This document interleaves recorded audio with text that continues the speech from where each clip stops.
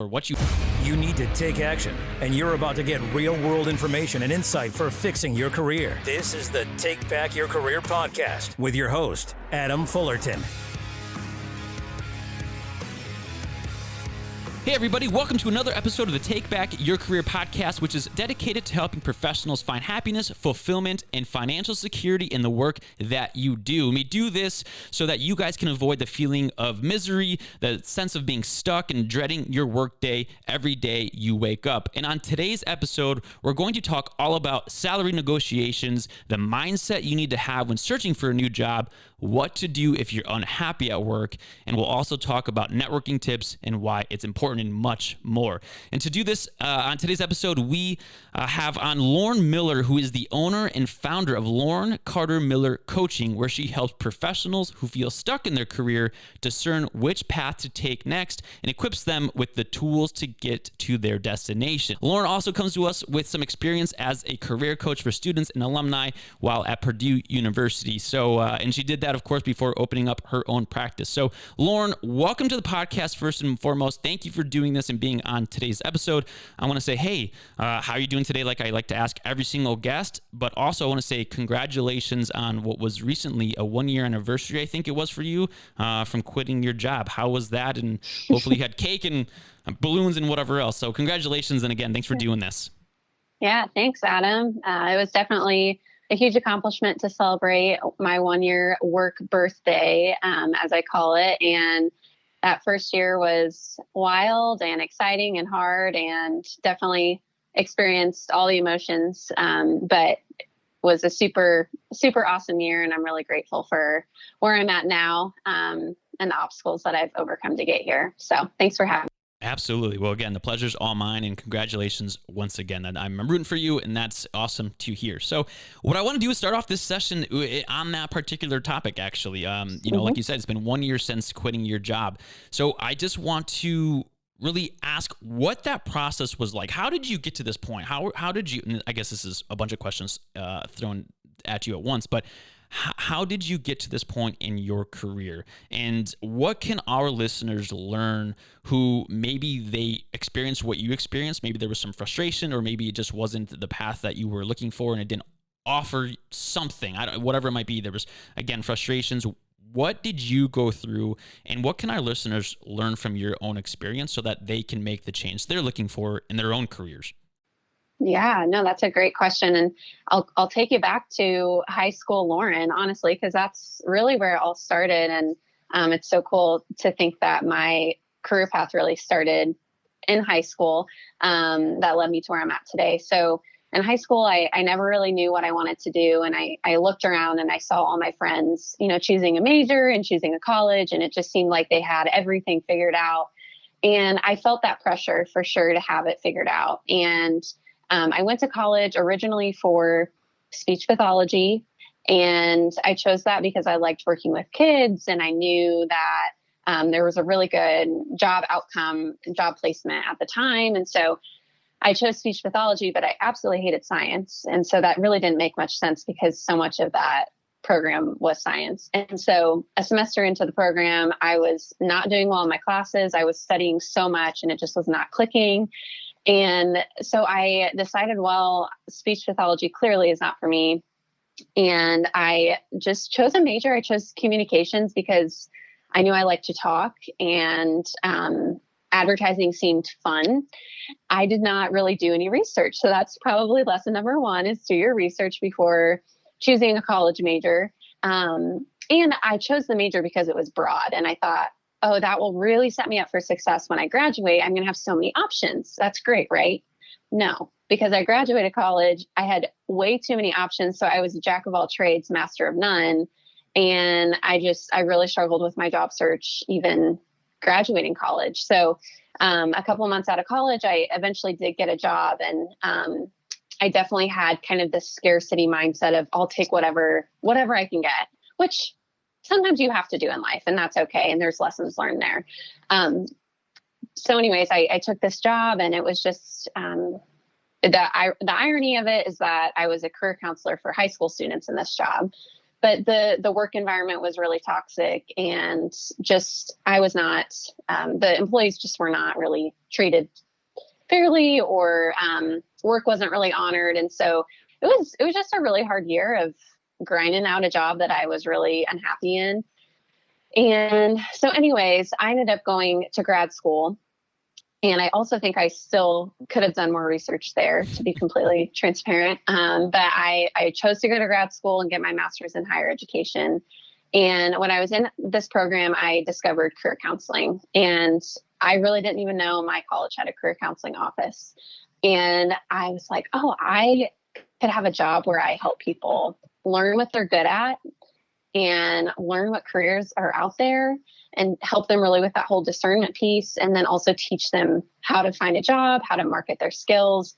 And so that was really just like everything I'd been looking for in a job. So I kind of stumbled my way into career coaching at the collegiate level.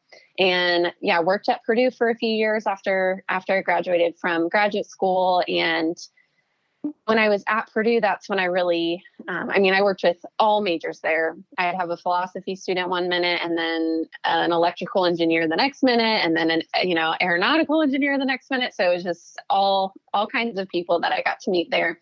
But what I realized was students were graduating from Purdue, and they were still reaching out to me saying, hey, Lauren, I'm not happy at work. Or, hey, Lauren, I'm struggling to find a job. I'm going through all these life transitions as a 20-something. And I just moved to a new city for work, and I'm miserable here.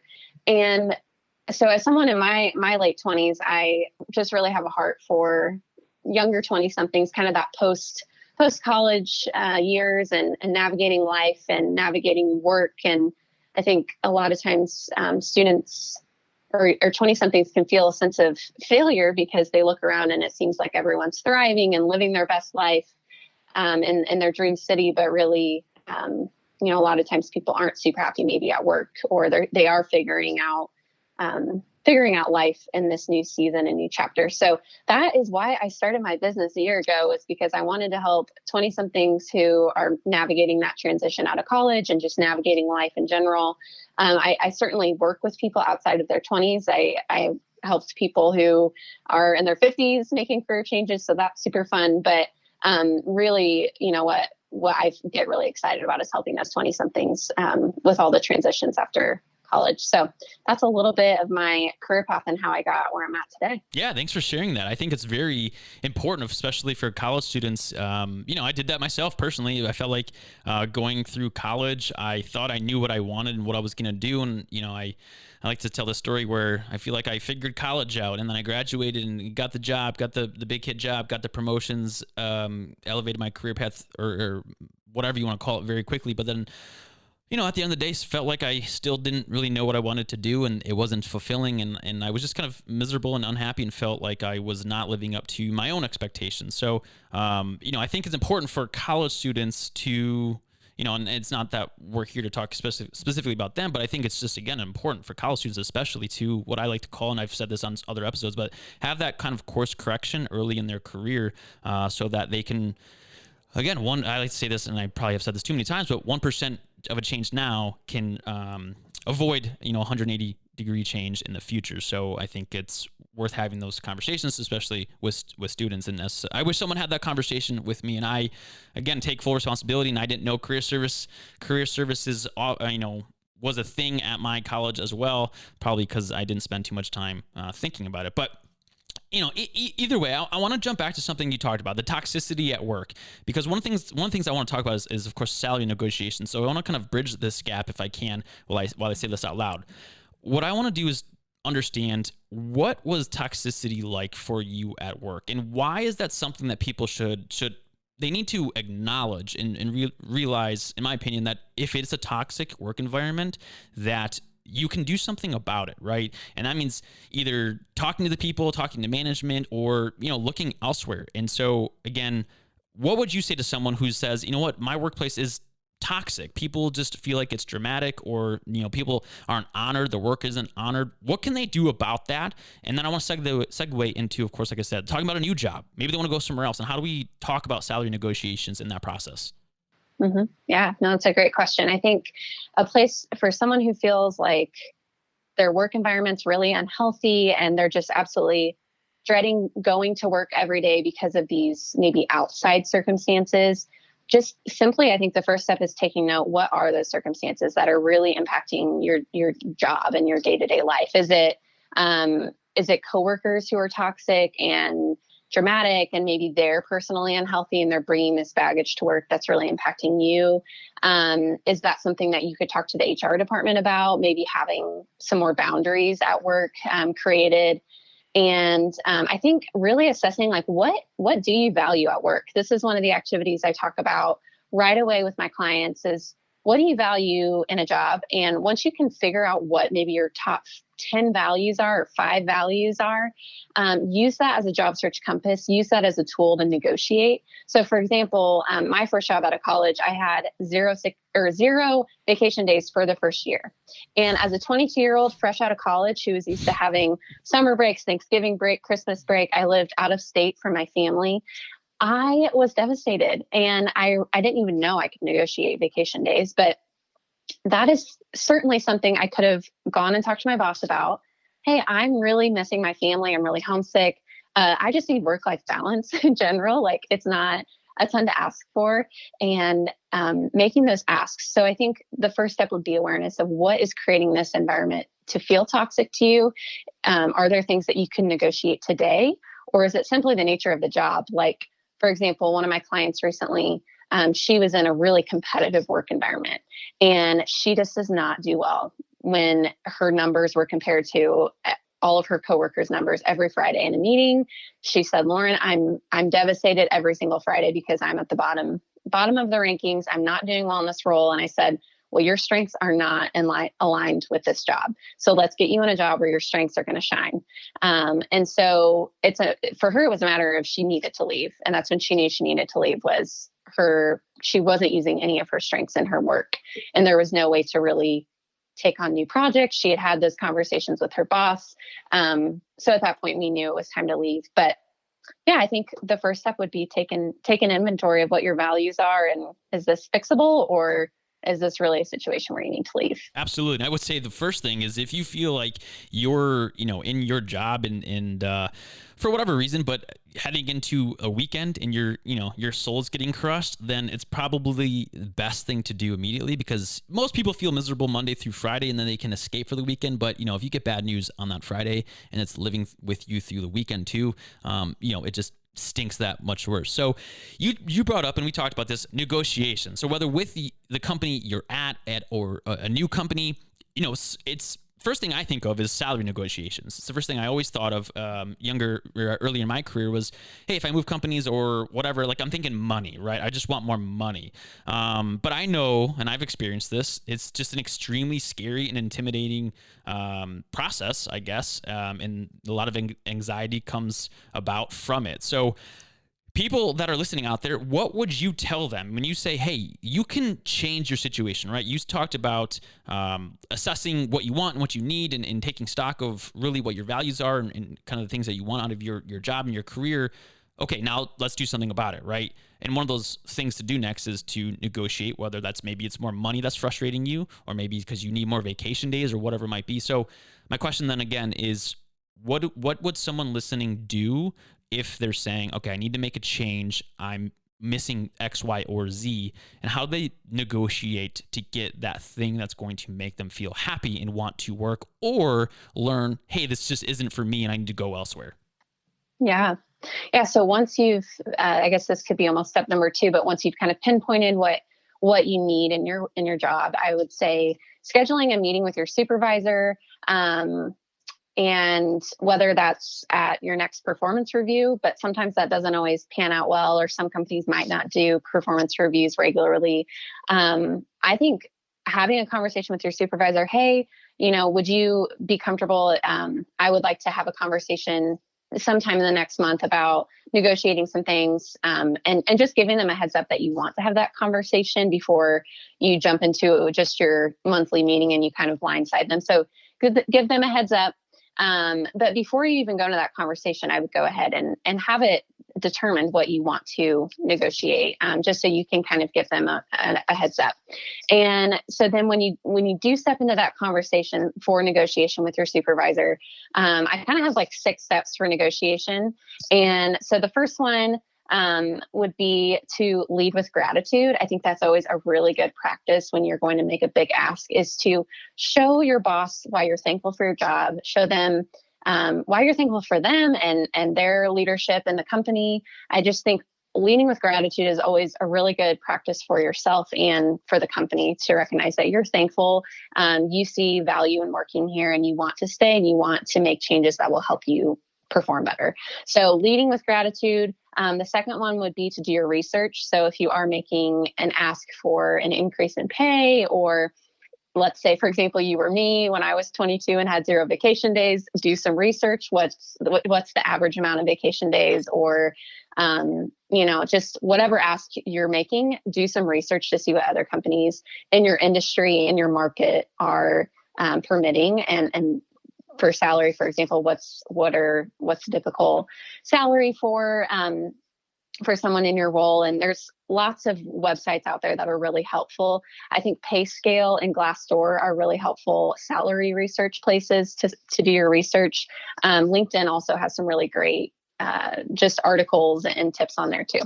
So that would be the second one, is your research. Third step would be, when you're having this conversation, you want to provide some experiences and some data to your supervisor. So this would mean, hey, I have done XYZ since I've started my job here, or, these have been some of my accomplishments. And so really just reminding them, here's the good work that I'm doing.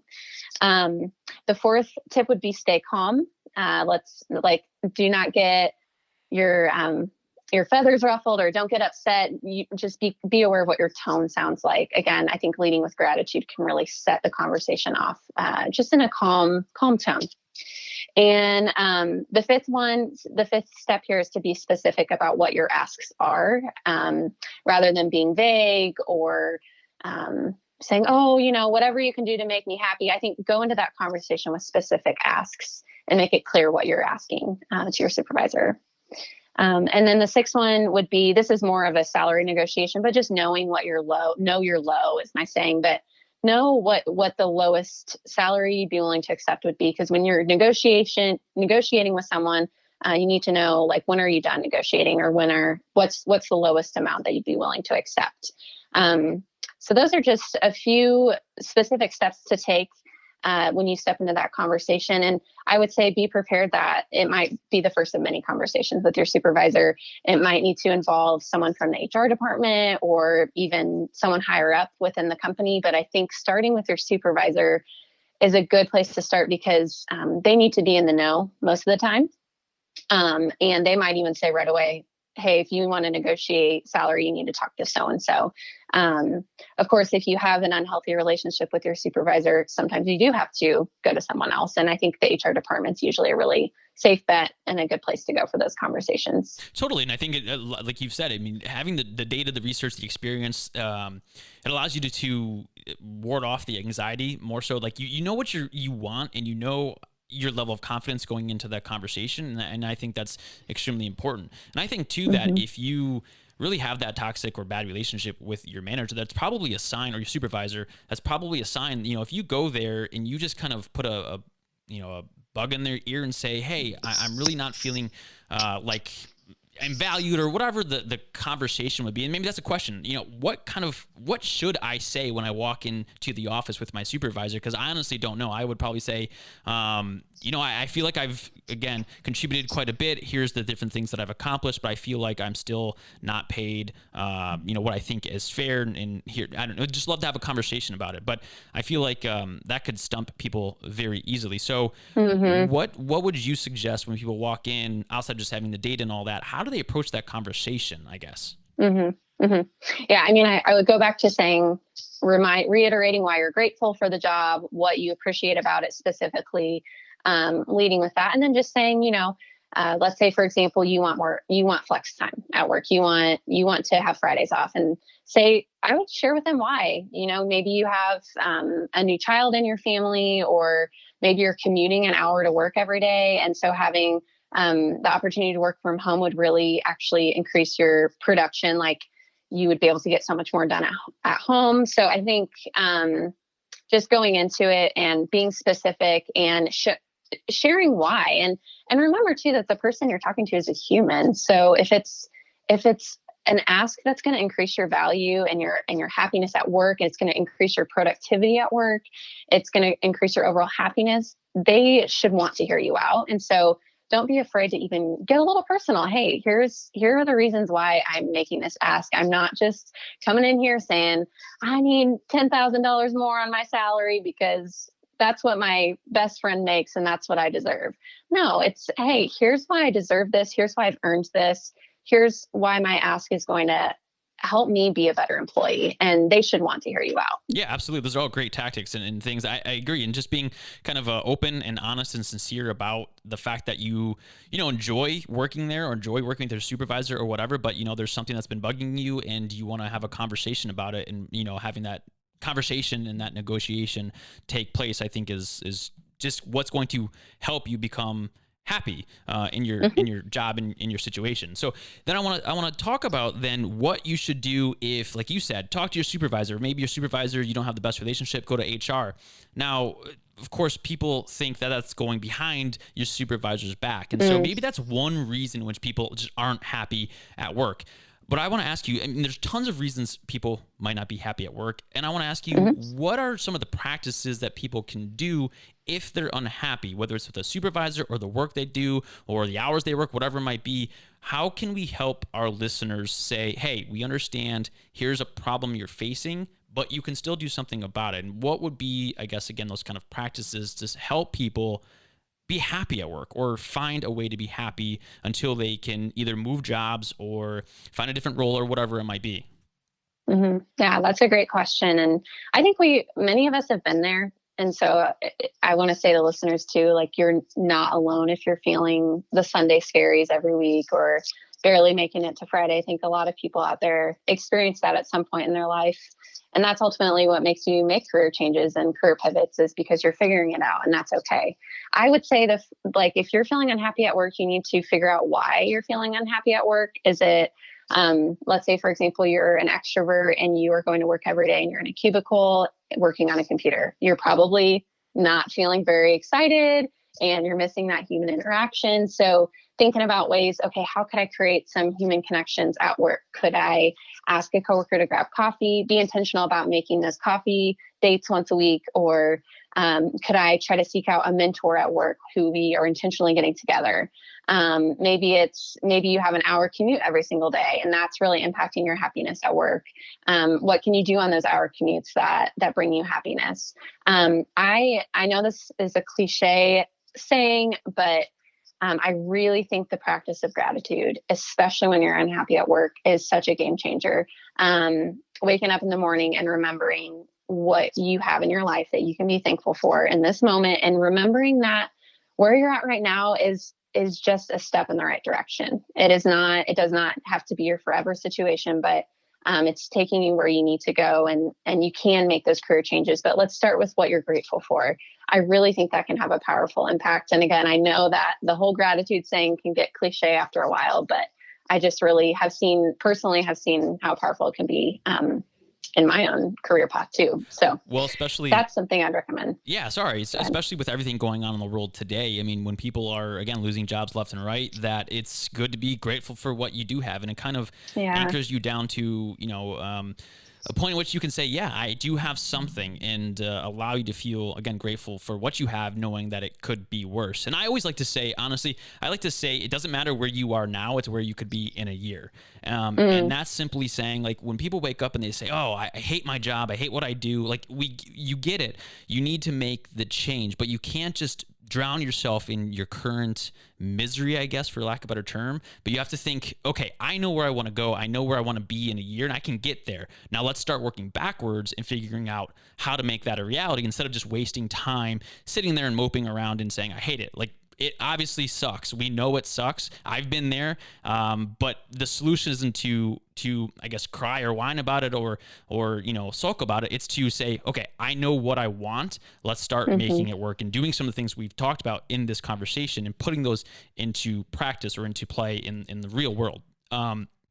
Now, what I want to ask you then is if someone is unhappy at work and they're saying, okay, I need to make a move, I need to make a change. One of the things that we want to talk about on this episode, of course, is just how do people know if they're making the right change? And this goes back to what you talked about in your college days, right? You said, this is what I think I wanted to be. And then you pivoted into something else. And I did that myself. I thought I was going to be in accounting my freshman year at college. And I think 5 minutes in, I said, I'm either not smart enough or I just don't understand it or both. Probably the same thing. But I made the change myself. So I think we've all done that probably at least once in a college career. But as a professional, whether they're 20, 30, 40, whatever it might be, how do we help our listeners understand that they're making the right choice and finding the path that is going to lead them to, success, I guess, and financial fulfillment and happiness and feeling like what they're doing is making an impact not only in their lives, but other people's lives? Yeah, that's a great question. So, I would say first and foremost, how long have you been feeling unhappy at work? Is it a seasonal thing at work where you have a really busy season, like accounting, for example, and maybe it's just really miserable for a couple of months? And maybe that's like not even invigorating to you. Or maybe you've been unhappy in your job for 6 months now. You have been experiencing a lot of, just dread about going to work, and you've been starting to think about what you want to do next, but you have absolutely no idea where to start. So I just want to say this isn't an overnight decision. This is something to really discern, because it is going to be a big career move, and sometimes making a career change is taxing and it's hard. So I would say, first and foremost, how long have you been feeling unhappy? And then the second thing, before you can make a career move, I think you need to look within yourself, because it's very clear as a job seeker when you are, I call it the confetti method, when you're throwing your resume and you're submitting applications like confetti. I am guilty of doing this in my life, trust me, where you are just submitting left and right. This sounds cool. This job sounds great. I'll throw the exact same resume to all these applications. And then you keep getting rejection email after rejection email after rejection email, because it is very clear to the recruiter or the ATS system that you have no idea what you want. And that's not attractive to a company or a recruiter. They want someone who's saying, hey, I know this is without a doubt what I want. I've taken time to think about what my strengths are. I've taken time to think about what my values are. Here is exactly why I want to do this job. And so I think starting from within, thinking about, what are your strengths? What motivates you at work? Why are you unhappy in your current job? Maybe it means taking a couple career assessments. That's something that I do with my clients. That's the first thing we start off with, is we do a career assessment and we do some personality assessments just to help you become more self-aware about yourself. And I think sometimes it can be just a really helpful tool to get started, thinking about what exactly you do want. And then I always recommend informational interviews to get started. Reaching out to people on LinkedIn, thinking about who's in your network, who is in, the field that you're interested pivoting into, or maybe you're looking more for company specifically. And that's what you want to chase after, is more of a company than a job. Thinking about who can you talk to, and just have candid conversations with these people. I guarantee you, when you reach out to a stranger on LinkedIn and you just say, hey, Adam, I would love to hear about your career path, they 9 times out of 10 are going to be very touched that you reach out to them. And I think that there's this misconception on LinkedIn, or doing informational interviews is needy or something like that. But it's really just having candid conversations and getting to know how people got where they're at today. And you do not know where those conversations might lead you. They might have an opening coming up in a couple months, and they might be able to pass your resume directly into the hiring manager's hands. So I think informational interviews, even when you're not actively job searching, are such a great practice, because you're building relationships with people who can help you out in the long run. So those would be some places that I would start. And one more thought would be, let's say, for example, you want to make a really big career pivot and you want to go into marketing, and you're currently in engineering. That would be a really big career change. And so I think a really great practice to do aside from informational interviews would be start thinking about how you can get experience in marketing right now. So maybe you're working a full-time job, it's probably going to be at least 6 months before you can make a career change. Ask yourself, what hobbies can I start picking up that might help with marketing? Are there any online courses I could take just to even start developing some of those technical skills that I might need? Just thinking to yourself, like, how can I start preparing myself for future interviews, but also how can I just get experience to make sure I even like it? So start getting experience now. And it could be as simple as picking up a hobby here or there, but just to get your, get into that field somehow.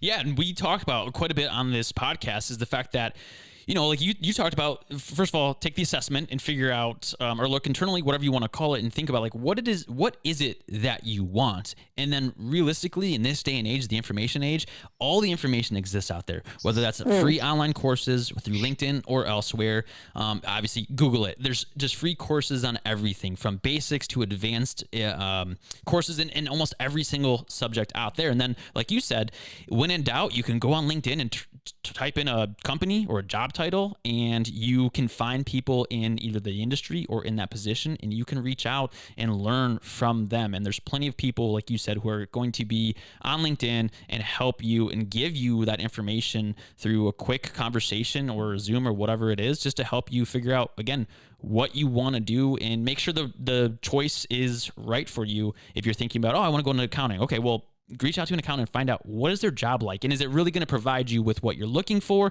or is it just something that you think is going to be fun, and then you find out this is what I have to do. I'm really not going to enjoy that whatsoever. And again, you dodge that feeling of making the wrong decision ultimately. Mm-hmm. Mm-hmm. Yeah, it's very informed decisions are the best decisions, and save yourself in the long run too. I think people who are making job changes every 6 months or once a year.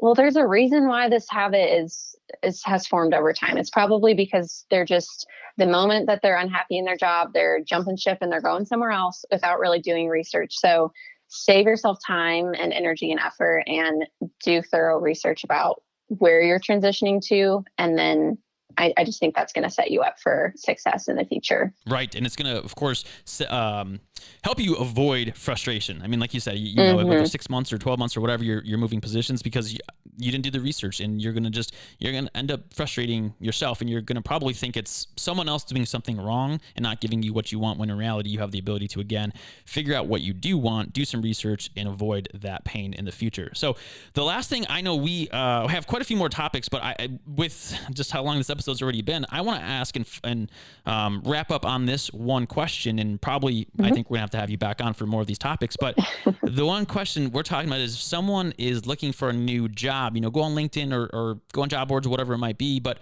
what if someone just can't find that job? What if it's, as you like to call it, is radio silent, or their job search is radio silent? They're just not getting anything anywhere. And I know you talked about what was described to me as like the shotgun approach. You don't want to do the shotgun approach and just send your resume every which direction, because again, it's probably not going to end up working in your favor. So what if someone though is very specific in their job search and they just can't get anything? They're not getting interviews. They're not getting any feedback. They can't find the job for them. What do they do? My first guess is to be patient. But outside of that, what else can we tell them to do so that they don't give up hope, I guess? Yeah, I mean, it's different for everyone. If you're not getting interviews and you're not getting any phone calls back, then I would say at that point, it's your resume, or it's your job search approach, or you're applying for the wrong jobs maybe.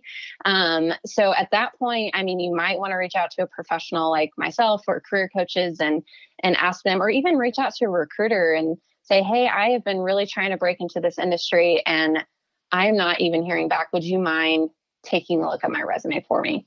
And a lot of times recruiters will respond. Career coaches can be an awesome help in that point where if you're not getting a call back, then it's really your resume, or maybe you're applying for the wrong jobs and that's being reflected on your resume. So I think figuring out like what is going wrong here. If you are getting interviews and you're not making it past the phone screen, then my guess is we need to practice how to talk about yourself and how to answer that question, who are you? That question has so much power and influence over how the entire interview goes. And I think making it past the phone screen, you really need to figure out how to convince this hiring manager that you are the solution to what they're looking for. That's really, I think a lot of times job seekers, they need to put this mindset on that, okay, if I was the hiring manager, what would I want to hear? And they're giving you a job description. And so that's really the key, that you should sit down and be highlighting the job description in your resume, and how are you able to really meet the needs of this job description. And then on that initial phone call, that's really what you're addressing, is how you can meet those needs of what they're looking for. So again, if you're not getting a phone call back, I think it's probably a lack of tailoring your resume. Maybe you're not submitting cover letters. I am a firm believer in cover letters. People have strong opinions about that, but I think it's an opportunity to go above and beyond and really showcase who you are and tell your story and why you want to work somewhere.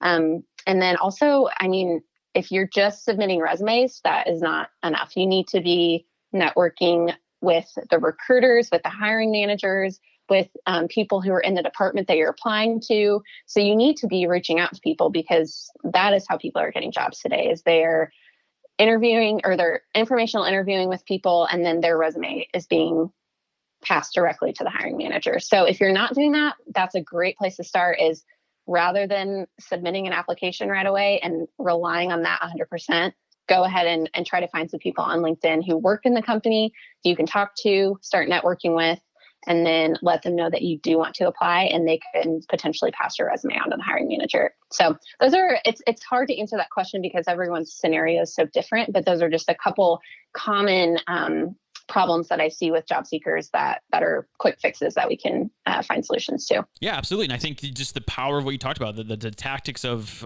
informational, meetings with people that it might be in the industry or the job or the company that you're looking at, or to reaching out to career coaches like yourself or any of the other guests that have been on this podcast before. I think those, again, are just the resources that are available to our listeners out there. And I think I like to always think that it's a matter of how much do you want it? How fast do you want to make your life change? And that's a matter of how much do you hate what you do right now and hate your current situation? Because someone listening right now could pick up the phone, give you a call, or someone else on this podcast a call, and figure out what to do next and start that process tonight or tomorrow, whatever it might be, but now, right?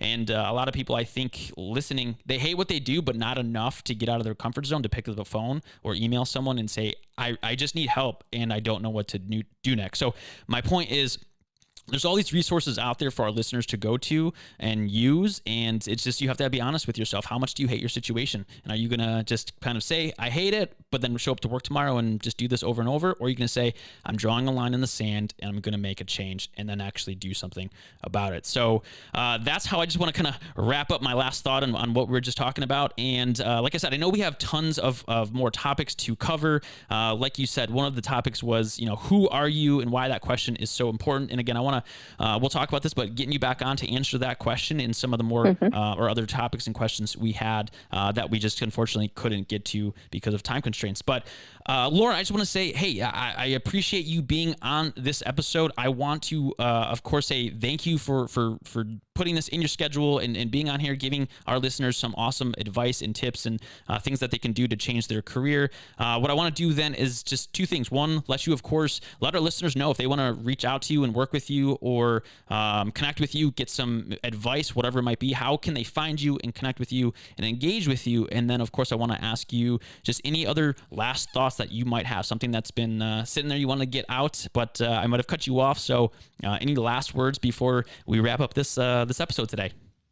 Yeah. So if anyone wants to find me online, I am very active on LinkedIn. So I share job search tips pretty much every single day. And I'm Lauren Miller on LinkedIn. And then my website URL is laurencartermiller.com. And I'm on Instagram as well as Career Coach Lauren. So I'd be happy to connect with you. And I would say my last piece of advice would be, if you are someone who is kind of in the boat that Adam was just describing, of you've been feeling unhappy for a while and you're just kind of showing up to work every single day, I think just really ask yourself, how much longer do you want to do that? And if you were to reach out to a career coach or reach out to someone for help, what's the worst thing that's going to happen by just reaching out and starting a conversation? I think you'll know when you're fed up in your job and when you're ready to make that ask. And by reaching out and having a conversation, you're not signing your life away or anything. You're just simply opening the door to making a change. And I think you'll be really surprised by how excited career coaches are to help you make that change, because there's usually a reason career coaches are a career coach. It's because they've been in the shoes that you're in right now. So anyways, would love to connect with listeners and answer any questions about career coaching. I couldn't agree more. And again, guys, the point of all of this and having Lauren and others on and sharing these tips and this professional advice and giving away for free, really, from these professionals and career coaches is so that you guys can get out of that feeling of being stuck and miserable and hating your Monday through Friday every single work week in your career for potentially 10, 20, 30 or 40 years, whatever it might be. And again, I think you need to remember that life is short and that you shouldn't have to be in that situation longer than you want to be. And again, today's episode is just another resource for you professionals out there that are looking for help. So once more, thank you again to Lauren for being on today's episode. And as always, to our listeners out there, remember that we drop a new episode every single Monday. And if you like what you heard today or on any other episode, please don't forget to share this episode and the podcast itself with your colleagues or friends or whoever else you might know who hates their job and is, of course, looking for help. So that's what we have for today's episode. Last but not least, guys, as always, we drop a new episode every single Monday. So I will, of course, catch you guys on the next episode. And I appreciate you tuning in to this one. Take care. Thanks for tuning in to this episode of the Take Back Your Career podcast with your host, Adam Fullerton. The podcast dedicated to giving you expert advice and actionable ideas so that you can achieve real results and finally take back your career. Like what you heard in today's episode? Consider leaving a 5-star review and visiting takebackyourcareerpodcast.com, Apple Podcasts, Google Podcasts, or Spotify for more episodes. And remember, Mondays shouldn't suck, and neither should finding help. Thanks for listening to Take Back Your Career podcast.